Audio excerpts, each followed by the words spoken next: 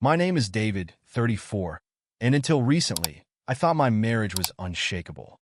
My wife, Veronica, 33, was a force of nature, charming, ambitious, and always the center of attention. People adored her. I adored her. For 10 years, we'd built a life that looked perfect from the outside. A stylish home, successful careers, and the kind of Instagram-worthy moments that made people envious.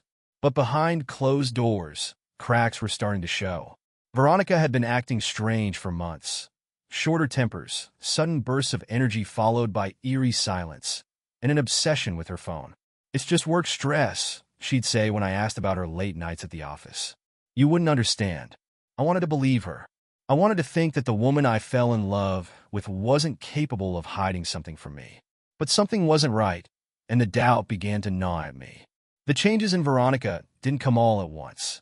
At first, it was little things: missed dinners, abrupt phone calls that she'd taken in another room, and her growing obsession with privacy. She started locking her phone, something she'd never done before. When I asked about it, she laughed it off. "Come on, David," she said, her tone dripping with condescension. "I'm not hiding anything. It's just work emails." She had always been ambitious, throwing herself into her career as a high-profile event planner. But now it felt different. Her late nights at work were more frequent, her excuses thinner. One Friday evening, I decided to surprise her by picking her up from the office. She'd texted earlier, saying she had a client meeting and wouldn't be home until late. But when I arrived at her building, it was dark. No lights, no cars in the parking lot. Confused, I called her. "Where are you?" I asked, keeping my tone casual. "I'm at the office, babe," she replied, her voice slightly breathless. "I told you I'd be working late." I didn't confront her then. Instead, I muttered an excuse about wanting to check in and hung up. My chest tightened as I sat in the empty parking lot, staring at the dark building. She was lying. That night, Veronica came home after midnight, her hair slightly disheveled and her cheeks flushed. She kissed me on the cheek and headed straight for the shower without a word. I stood in the kitchen, gripping the counter, my mind racing. Who was she with? And why was she lying to me? I told myself I needed more information. Accusing her outright would only push her further into secrecy. The next day, I couldn't shake the feeling that something was deeply wrong. Veronica acted as if everything was normal, chatting about her weekend plans and scrolling through her phone while sipping coffee. I studied her, wondering how she could be so calm, so unaffected, after lying to my face. That afternoon, I made a decision. I was going to dig deeper. When Veronica left the house to run errands, I took the opportunity to check her laptop. She was meticulous about clearing her browsing history, but a folder labeled event planning notes caught my eye. Inside, I found nothing related to work. Instead, there were photos of her with a woman I didn't recognize. They weren't inappropriate pictures, just candid shots of them laughing together at a park or sitting across from each other at a restaurant. But the way Veronica looked at her was different. Intense. My heart sank. I scrolled through the folder, hoping for context, but there was nothing to explain who this woman was or why Veronica had been keeping her a secret. I took screenshots and saved them to my phone, a sick feeling settling in my stomach. That night, I tried to bring it up casually. "How's work been?" I asked as we sat on the couch, the TV murmuring in the background. "Busy as always," she said, not looking up from her phone. "Anyone new on your team?" I pressed. "I feel like I don't hear much about your co-workers anymore." She glanced at me, her expression unreadable. "No one you'd know." "Why?" "Just curious," I said, forcing a smile. She shrugged and went back to her phone, but her posture had stiffened. She was hiding something. I was sure of it now. The next day, I called her office, pretending to be a client inquiring about her availability. "She's out of the office," the receptionist said. "Would you like me to leave a message?" "Out of the office." I repeated. "Do you know when she'll be back?" "I'm not sure," the receptionist replied. "She's been working remotely a lot lately." My stomach twisted. Veronica had told me she was spending long hours at the office. If she wasn't there, where was she? The realization that Veronica wasn't even going to her office hit me harder than I expected. If she wasn't at work, where was she spending all those hours? And who was the woman in the photos? That evening, I decided to test her. As we sat at the dinner table, I asked casually, "How was work today?" "Busy." She barely looked up from her plate. The usual. Meetings, emails, clients being picky about details. I forced a chuckle. Must have been a long day at the office. Her fork paused mid-air, just for a second, before she continued eating. Yeah, but you know me. I get through it. The lie was so smooth, so effortless that it made my blood boil. She wasn't just hiding something.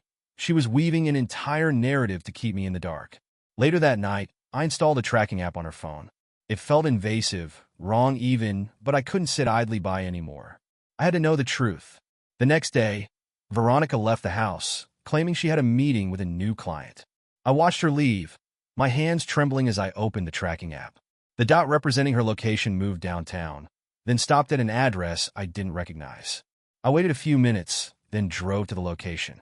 It was a small cafe, tucked away on a quiet street. Through the window, I saw her sitting across from the same woman in the photos. They were leaning in close, their expressions animated. It didn't look like a business meeting. I stayed in my car, watching as they finished their coffee and walked out together. The woman looped her arm through Veronica's as they strolled down the street, laughing. My chest tightened as I followed at a distance, trying to piece together what I was seeing. They stopped in front of a boutique hotel, and my stomach dropped. Veronica glanced around before pulling the woman inside. I couldn't move.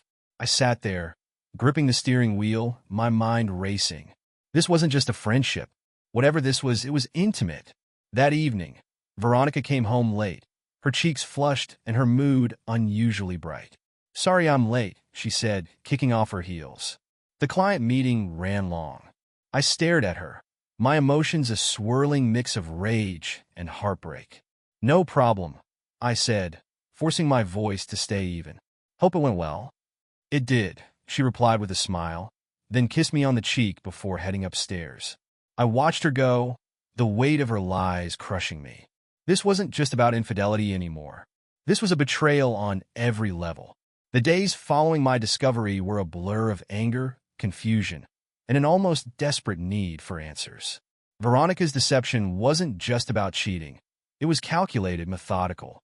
And now, I couldn't shake the image of her walking arm in arm with that woman or the ease with which she lied to my face. But there was something else nagging at me, something deeper. Why? Why go to such lengths to hide this? Why fabricate entire stories about work and meetings? I decided to dig deeper. That night, when Veronica was in the shower, I opened her phone using the tracking app I'd installed to bypass the lock screen. Her texts were mostly mundane, messages to her colleagues, reminders from clients, but then I found the thread with the woman from the cafe. Her name was Sophia. "Sophia, I'm still thinking about yesterday. I love the way you make me feel." "Veronica, same. I needed that so much. Can't wait for Thursday." Thursday. That was 2 days away. My breath caught as I scrolled through more of their messages. They were explicit, detailing their meetings, their plans, and their feelings for each other. But there was something else, a recurring reference to the plan. "Sophia, we're still on track, right? I'm nervous about your husband figuring it out." "Veronica, he's clueless. Everything's going perfectly." My stomach churned. What plan? What were they talking about? The next day, I called in sick to work and hired a private investigator. It felt extreme, but I needed to know what I was dealing with. As I handed over the details, the messages, the photos, the location of the boutique hotel, I felt a strange mix of shame and determination. "Anything specific you're looking for?" the investigator, a woman named Elise, asked. "Everything," I said. Who Sophia is, how long this has been going on, and what they're planning. "I need to know everything." Elise nodded. "You'll have answers soon." That evening, Veronica was unusually affectionate. She cooked dinner, asked about my day, and even suggested we watch one of our favorite shows together. It was almost enough to make me question everything, to wonder if I was imagining the betrayal. But then I remembered the messages, the hotel, and the lies. As we sat on the couch, her head resting on my shoulder, I asked casually, "What's your week looking like?" "Pretty packed," she said without hesitation. "Big client presentation on Thursday." Her lies stung, but I kept my expression neutral. "Sounds exciting." She smiled up at me, her eyes bright. "It is. Things are really falling into place." I smiled back, but inside, I was seething. By Thursday, I was a wreck. Elise had been updating me on her progress, and what she'd uncovered so far only confirmed my worst fears. Veronica and Sophia had been seeing each other for months. meeting in secret and coordinating their rendezvous with military precision. But it wasn't just the affair that haunted me. It was the cryptic references to the plan. What were they scheming? And why did they think I was clueless? That evening, I tracked Veronica's phone again. Sure enough, she was at the boutique hotel. My heart pounded as I drove there, parking a block away and waiting in my car. I didn't know what I was going to do. Confront her? Catch her in the act? Or just gather more proof? As I sat there, my phone buzzed. It was Elise. "I found something you need to know," she said, her tone serious. "What is it?" I asked, my hands gripping the steering wheel. "Sophia isn't just some random woman," Elise said. "She's an old college friend of Veronica's. They've been close for years, but they only reconnected recently. And here's the kicker. Sophia has a history of manipulation. She's been involved in several scams, fraud, identity theft, even blackmail." My breath caught. "Blackmail?" "Yes," Elise said. "And based on the evidence I've gathered, it looks like Veronica might be helping her with something similar." The air seemed to leave the car. "You're saying Veronica is not just cheating. She's conspiring with Sophia to scam me?" "That's what it looks like," Elise said. "They've been transferring money out of your joint accounts. Small amounts, but it's adding up." I felt like the ground had dropped out from under me. The woman I loved wasn't just betraying me. She was actively working to destroy me. I couldn't sit there any longer. I got out of the car and walked to the hotel, my heart pounding in my chest. The receptionist barely glanced at me as I headed for the elevator, my hands trembling. When I reached the floor, I hesitated outside the door to the room Veronica and Sophia had rented. I could hear muffled voices inside, laughter mixed with low murmurs. I raised my hand to knock but then stopped. What was I doing? Did I really want to confront them like this? Instead, I turned and walked away, my mind spinning. That night, Veronica came home smiling, her mood light and cheerful. "The presentation went great," she said, kissing me on the cheek. "That's good to hear," I said, my voice hollow. She didn't notice the coldness in my tone, too busy texting on her phone. I watched her, the woman I thought I knew, and felt a wave of devastation crash over me. This wasn't just a betrayal. It was a complete dismantling of everything we'd built together. And I had no idea how far she was willing to go. The next morning, Elise delivered the bombshell I didn't see coming. "It's worse than I thought," she said over the phone. "Veronica and Sophia aren't just funneling money out of your accounts. They've set up a fake business under your name. They're using it to launder the funds." My blood ran cold. "Under my name? How is that even possible?" "They forged your signature on the business paperwork," Elise explained. "Sophia has a background in graphic design, so forging documents is easy for her. They're using your name and credentials to make it look legitimate." My grip tightened on the phone. What's the endgame here? Why would they go to all this trouble? "I think they're planning to pin everything on you," Elise said grimly. "If things go south, you'll take the fall for their crimes." My chest tightened. I'd been so focused on the emotional betrayal that I hadn't fully grasped the depth of their conspiracy. This wasn't just about infidelity or money. It was about destroying my life. I spent the rest of the day in a haze, barely able to function. Every glance at Veronica, every word she said felt like a dagger. She was a stranger now, someone dangerous, someone willing to ruin me without a second thought. That evening, I confronted her. "Veronica," I said as we sat across from each other at the dinner table, the tension thick between us. "Yeah," she replied, not looking up from her plate. "Are you hiding something from me?" Her fork paused midair, and she finally met my gaze. "What kind of question is that?" "An honest one," I said, my voice steady despite the storm raging inside me. "Because I know you're not working late. I know you're not meeting clients. And I know about Sophia." Her face remained unreadable, but her knuckles whitened as she gripped her fork. "You've been spying on me? Don't turn this around on me," I snapped. "I know about the hotel, the texts, and the fake business you've set up in my name." Her eyes widened for a split second before narrowing. "You don't know what you're talking about." "I do," I said firmly, "and I have proof." For a moment, she seemed to falter, her confidence cracking.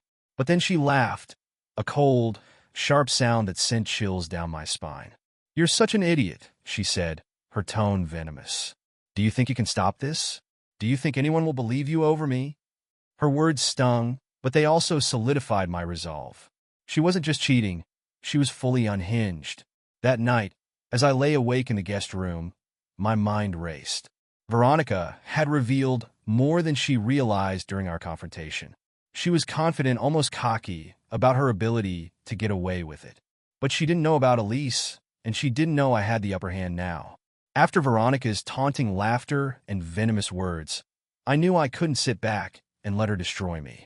If she wanted to fight, she'd get one, but on my terms. The next morning, I met with Elise in her office. She compiled a thick folder of evidence. Bank statements showing the money transfers, forged documents linking me to the fake business, and photos of Veronica and Sophia meeting with what appeared to be shady clients. "This is enough to build a solid case," Elise said, sliding the folder across the desk. "But if you want to stop them, you'll need to act fast. They're likely setting the stage to escalate." "What do you mean, escalate?" I asked. "They've been laying a paper trail that implicates you," she explained. "If they push forward, it could result in criminal charges against you. Fraud, money laundering, you name it." I stared at the folder, the weight of it settling over me. "So what do I do?" Elise leaned forward, her expression serious. "You fight back. File a police report, bring this evidence to a lawyer, and get ahead of them before they can pin this on you." Her words hit me like a jolt of electricity. I wasn't powerless. I wasn't just a victim. I had the tools to fight this, and I wasn't going to let Veronica and Sophia destroy me without a battle. That afternoon, I contacted a criminal defense attorney named Rachel Green, someone Elise had recommended. When I showed Rachel the evidence, her reaction was swift and decisive. "We need to file an injunction against the business immediately," Rachel said. "That will freeze their accounts and prevent them from accessing any funds tied to your name. After that, we'll file a report with the authorities." I nodded, feeling a flicker of hope for the first time in weeks. "Do it," I said. That evening, I acted like everything was normal. Veronica was unusually quiet, her mood subdued. I wondered if she suspected anything, but I didn't press her. Instead, I bided my time, knowing that the wheels were already in motion. As we sat in the living room, the tension between us palpable, she finally broke the silence. "You've been acting strange lately," she said, her tone accusatory. "Have I?" I replied, keeping my voice calm. "Yes," she said, narrowing her eyes. "Is there something you want to tell me?" The irony of her question almost made me laugh. Instead, I shook my head. "No, just busy with work." She studied me for a moment longer before shrugging and turning back to her phone. I clenched my fists, resisting the urge to confront her again. Soon, she wouldn't be able to hide behind her lies anymore. 2 days later, the injunction was approved. The accounts tied to the fake business were frozen, effectively cutting off Veronica and Sophia's access to the stolen funds. When Rachel called to inform me, her voice was confident. "This puts us ahead," she said. "They can't continue laundering money without raising red flags, and now the authorities are aware of their scheme." The weight on my chest eased slightly. It wasn't over, but I was finally gaining ground. That evening, Veronica came home visibly agitated. She slammed her bag on the kitchen counter and poured herself a glass of wine without a word. "Tough day?" I asked, feigning nonchalance. She shot me a glare. "You could say that." I wanted to press her, to see if she knew the noose was tightening, but I held back. The best thing I could do was let her think she still had the upper hand. The next morning, I received a text from Elise. "Elise, just discovered something big. Can we meet?" I called her immediately. "What did you find?" "Sophia's been in contact with a third party, a man named Damien," Elise said. "He's been helping them with the logistics of the fake business. But here's the kicker. He has a criminal record for extortion and forgery." My stomach sank. "So, they're working with a professional criminal?" "Exactly," Elise said. "And based on what I've uncovered, it looks like Damien has been pressuring Sophia and Veronica for a larger cut of the money. They might be in over their heads." This revelation shifted everything. Veronica and Sophia weren't just conspiring against me. They were playing a dangerous game with someone who could turn on them at any moment. That evening, Veronica's erratic behavior intensified. She paced the living room, muttering under her breath, her phone clutched tightly in her hand. When I asked if she was okay, she snapped at me. "Why do you care?" she hissed. Her words stung, but I bit my tongue. "I'm just asking," I said calmly. "You seem stressed." She glared at me for a moment before retreating upstairs. I waited until I heard the shower running before checking her phone. She hadn't locked it yet, and I quickly opened her messages. There was a heated exchange with Sophia. Sophia, Damien's losing it. He's threatening to blow everything up if we don't pay him soon. Veronica, I'm handling it. He doesn't scare me. Sophia, he should. This isn't just about the money anymore. I took screenshots, my hands trembling. This wasn't just about protecting myself anymore. Veronica and Sophia were in serious trouble, and they were dragging me into their mess. The messages I uncovered sent my mind spiraling. Damien wasn't just a player in their scheme. He was a wild card, someone who could derail everything. If he decided to blow everything up, as Sophia had put it, the fallout could be catastrophic, not just for Veronica and Sophia, but for me as well. I felt trapped, caught between the escalating danger of their conspiracy and my own sense of betrayal. Veronica wasn't just lying to me. She was gambling with our lives. The next day, I met with Rachel and Elise to go over the latest developments. Rachel's expression was grim as she reviewed the screenshots. This changes things, she said. Damien could become a major liability. If he decides to involve law enforcement or go public, it could complicate your case. So what do we do? I asked, my voice tight. We prepare, Rachel said firmly. If Damien does anything rash, we'll use the evidence you've gathered to prove your innocence. And if it comes down to it, we may need to cooperate with the authorities to expose the entire operation. The thought of cooperating with the police made my stomach churn, but I nodded, knowing it might be the only way to protect myself. That evening, Veronica's behavior reached a new level of paranoia. She locked herself in the guest room, pacing and whispering on the phone. I strained to hear her words through the door, catching fragments of her conversation. He doesn't know anything. I told you, I've got it under control. Just stick to the plan. Her tone was sharp, frantic, and unhinged. When she finally emerged, her face was pale, and her hands were trembling. She avoided my gaze as she grabbed a glass of water from the kitchen and went back upstairs without a word. Later that night, as I lay in bed, my fear transformed into something else: anger. Veronica had been reckless, selfish, and manipulative. But now, she wasn't just endangering me. She was endangering herself and potentially our entire future. I couldn't let her keep spiraling out of control. It was time to force her hand. The next morning, I decided to confront Veronica with what I knew. Not because I trusted her to tell the truth, but because I needed to see how far she was willing to go to protect her lies. As we sat at the breakfast table, I placed my phone on the counter and pulled up the screenshots of her messages with Sophia. I turned the screen toward her. "What's this?" I asked, keeping my tone calm. Her eyes flicked to the screen, widening briefly before she quickly schooled her expression. "Where did you get that?" "Does it matter?" I said, leaning forward. "You and Sophia are working with a criminal named Damien. You've been stealing money, setting up fake businesses, and forging my name. How long did you think you could keep this up?" Veronica's face hardened, a flash of anger overtaking her initial shock. "You've been spying on me," she spat. "Don't deflect," I said sharply. "Answer the question." Her hands gripped the edge of the table, her knuckles white. "You don't understand," she said, her voice low and dangerous. "This is bigger than you. You're so focused on your perfect little life that you can't see the bigger picture." "Then enlighten me," I said, my patience wearing thin. She hesitated, her eyes darting toward the door as if planning an escape. Finally, she leaned back in her chair, her lips curling into a cold smile. "You're right," she said. "We've been moving money. But do you really think I'm doing this for fun? Do you think I wanted this?"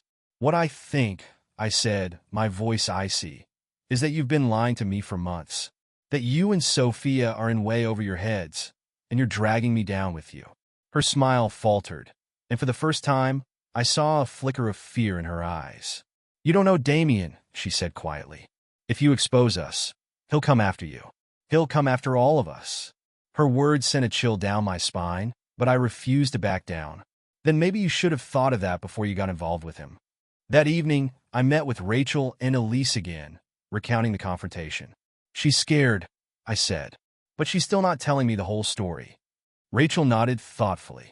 "We need to keep the pressure on. If Damien is a threat, the authorities need to know." "I'll compile everything we have," Elise added. "It's time to bring this to law enforcement." The next day, Rachel submitted our evidence to the police. The case was now officially in their hands, and for the first time in weeks, I felt a sliver of relief. But it was fleeting. That evening, Veronica's behavior reached a breaking point.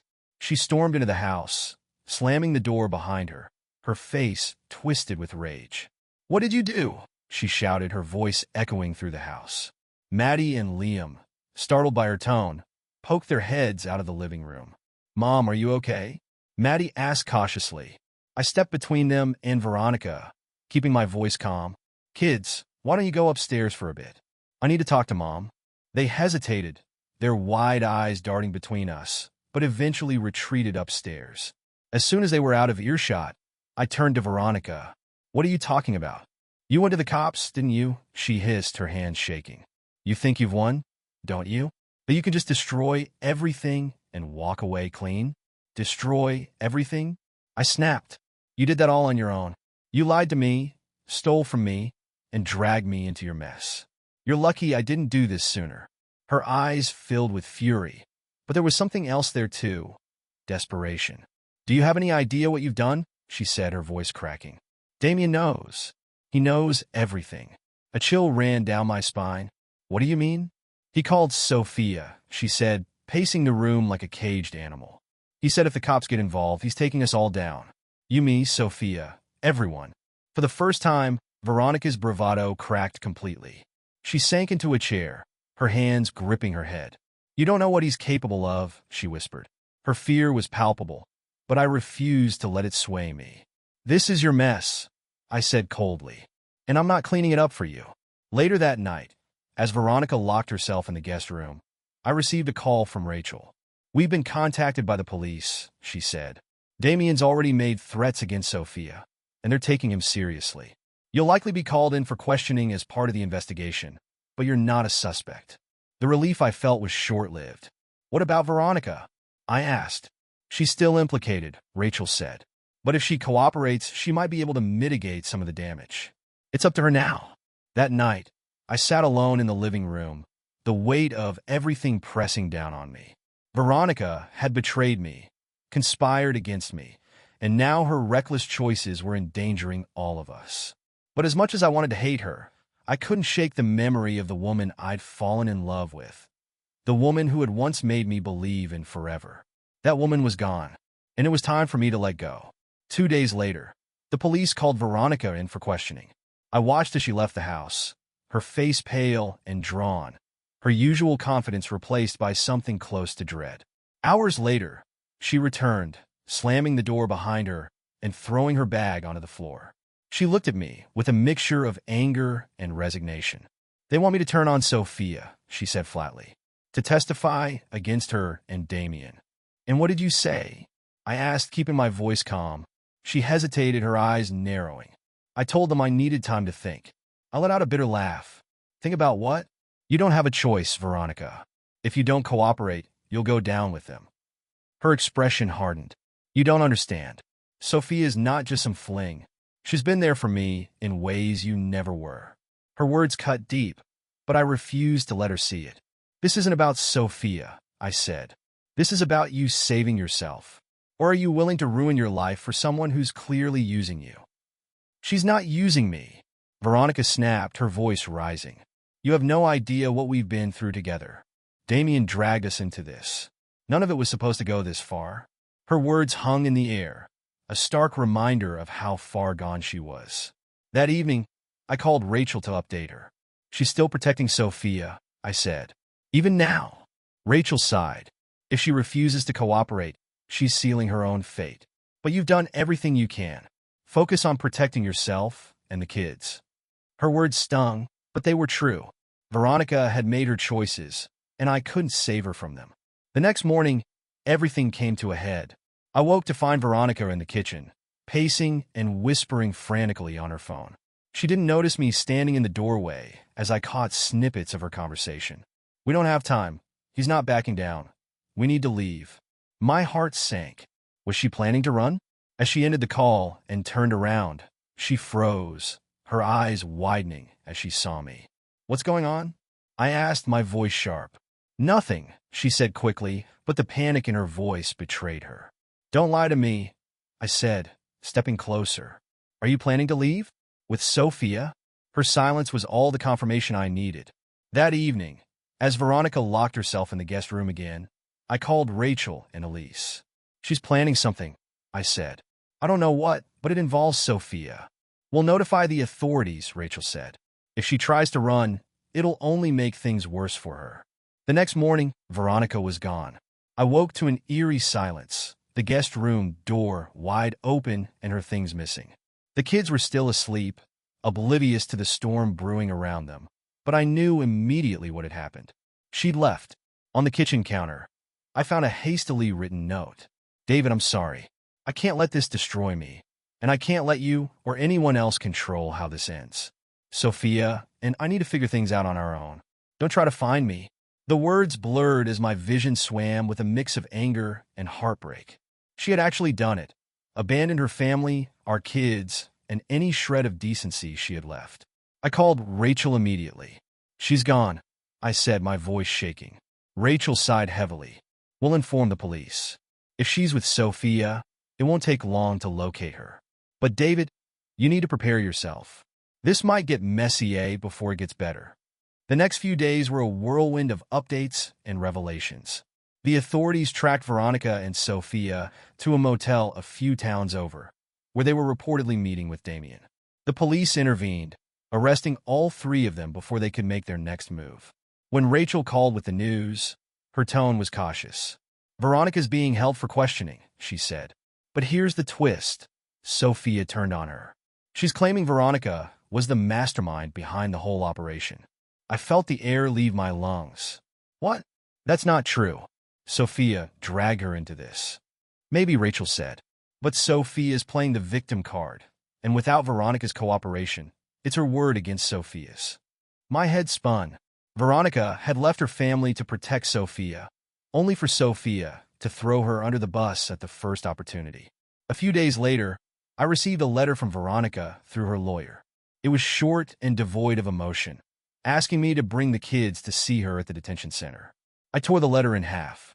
There was no way I was letting her drag our children into this chaos. That evening, as Maddie and Liam played in the living room, I sat at the kitchen table, the weight of everything pressing down on me. Veronica's betrayal wasn't just personal. It was all-encompassing. She had dismantled our life, our family, and her own future in pursuit of something fleeting and destructive. But as I watched the kids laugh and play, I realized something. We were still standing. Despite everything, we were here, together, and I wasn't going to let her take that away from us. Weeks later, the fallout from Veronica's actions began to settle. With the overwhelming evidence against them, Veronica, Sophia, and Damien were all charged with multiple counts of fraud, forgery, and conspiracy. Veronica's lawyer reached out to discuss a potential plea deal, but I had no interest in the details. My priority was my kids. The divorce was finalized swiftly, expedited by Veronica's legal troubles. I was awarded full custody of Maddie and Liam, with Veronica granted no visitation rights due to the nature of her charges. It was a bittersweet victory, one that left me feeling hollow rather than vindicated. The woman I had once loved, the woman who had once seemed so vibrant and full of life, was now a stranger, a shadow of herself. Life after Veronica wasn't easy. Maddie and Liam asked questions, their young minds struggling to make sense of their mother's absence. I tried to explain it in a way they could understand, emphasizing that her choices didn't reflect her love for them. "It's not your fault," I told them, over and over. "Mom made some bad decisions, but that doesn't change how much she loves you." It wasn't entirely true, but it was what they needed to hear. As the months passed, I focused on rebuilding. I threw myself into therapy, both for myself and the kids. I leaned on friends and family for support, slowly piecing my life back together. There were moments of anger, of sadness, and of doubt. But there were also moments of clarity and growth. I learned to forgive myself, not for trusting Veronica, but for the moments I had ignored the signs, convinced myself everything was fine, and let her lies go unchecked. And eventually I began to forgive Veronica too. Not because she deserved it, but because I refused to carry the weight of her betrayal any longer. One evening, as Maddie and Liam played in the backyard, I sat on the porch with a glass of wine, watching them chase each other across the grass. Their laughter echoed in the warm evening air, a reminder of everything that truly mattered. This wasn't the life I had planned. It wasn't the life I had fought for, but it was still a life worth living. And as I watched my kids grow stronger, happier, and more resilient, I realized something important. Veronica's betrayal had shattered my world, but it hadn't destroyed it. I had rebuilt brick by brick, and in doing so, I had found a new kind of strength. If you're listening to this and going through something similar, know this: you will survive. It won't be easy, and it won't be quick, but you will come out the other side stronger. The pain will fade, the anger will soften, and you will find yourself again. And when you do, you'll see that life, messy, unpredictable, and beautiful, is still worth living. Thank you for listening to my story.